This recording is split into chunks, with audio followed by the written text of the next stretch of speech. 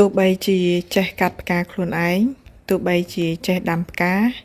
ក៏មិនសប្បាយចិត្តដោយដែលគេទិញផ្កាឲ្យដែរមែនទេបងប្អូនប៉ុន្តែផ្កាដែលគេទិញឲ្យមិនប្រកាសថាជាផ្កាដែលពោពេញទៅដោយក្តីស្រឡាញ់ដ៏បរិសុទ្ធទេប៉ុន្តែផ្កាដែលយើងធ្វើខ្លួនឯងហើយជូនខ្លួនឯង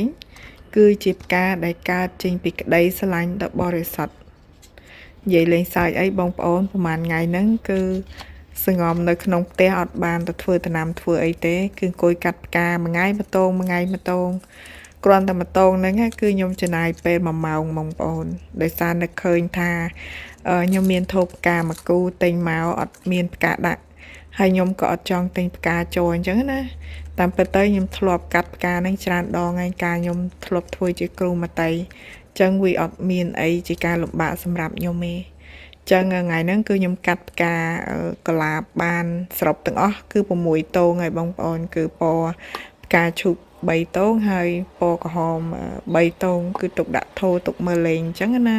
ព្រោះអីផ្កាกระดาษវាមិនងាយរុះរោយចាបើសិនជាយើងដាក់ផ្កាស្រស់គឺវារហ័សរុះរោយដល់ពេលអញ្ចឹងគឺមានអារម្មណ៍ថាខ្ជិលក្វែងចោលអញ្ចឹងណាចឹងអាមួយតងនេះបងប្អូនគឺចំណាយពេល1ម៉ោងចាមិនជារឿងងាយស្រួលទេ